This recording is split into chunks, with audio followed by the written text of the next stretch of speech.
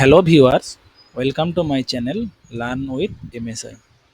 আজকে আমি তোমাদের সঙ্গে আলোচনা করব ডাটা কাকে বলে, এটা কয় প্রকার এবং কোয়ালিটেটিভ অ্যান্ড কোয়ান্টিটেটিভ ডাটার মধ্যে পার্থক্য।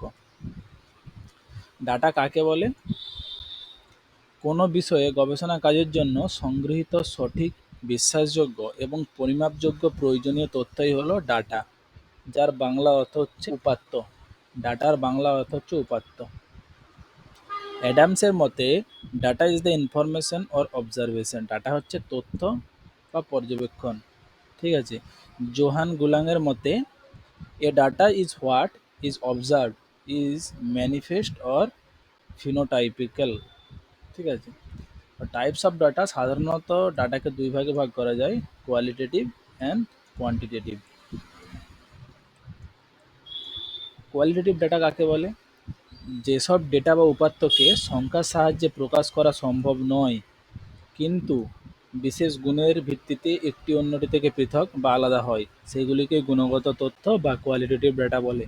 যেমন মেধা, বুদ্ধি, মনোভাব, সাফল্য, সৌন্দর্য, এই যে এগুলিকে আমরা সংখ্যার সাহায্যে সরাসরি প্রকাশ করা যায় না, ঠিক আছে। তো এইগুলিকে বলা হয় কোয়ালিটেটিভ ডাটা। আর কোয়ান্টিটেটিভ ডাটা কাকে বলে? যেসব তথ্যকে সংখ্যার দ্বারা প্রকাশ করা সম্ভব, অর্থাৎ যা পরিমাপ ও গণনাযোগ্য, তাকেই পরিমাপবাচক তথ্য বা কোয়ান্টিটেটিভ ডাটা বলে। যেমন কি বয়স, কত আয়, ইনকাম কত হচ্ছে, ব্যয় কত হচ্ছে, উচ্চতা কত, ইত্যাদি। এবার কোয়ালিটেটিভ অ্যান্ড কোয়ান্টিটেটিভ ডাটার মধ্যে পার্থক্য আলোচনা করব।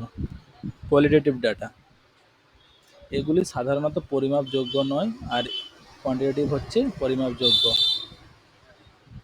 কোয়ালিটেটিভ ডাটা হচ্ছে অনুসন্ধানী ও গবেষণামূলক, এবং কোয়ান্টিটেটিভ ডাটা হচ্ছে এর পদ্ধতি হচ্ছে চূড়ান্ত। এটি সংখ্যা দ্বারা প্রকাশিত নয়, এবং কি কোয়ান্টিটেটিভ সংখ্যা দ্বারা প্রকাশিত। কোয়ালিটেটিভ হচ্ছে সমীক্ষা, ডকুমেন্টেশন, রিভিশন, এইগুলি হচ্ছে এর এক্সাম্পল, কৌশল, তথ্য সংগ্রহের কৌশল। আর এর তথ্য সংগ্রহের কৌশল হচ্ছে সাক্ষাৎকার, জরিপ।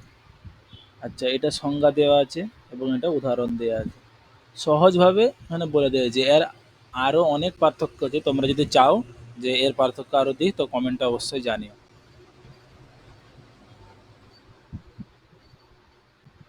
তো বন্ধুরা, আজকে এতটাই। Thank you.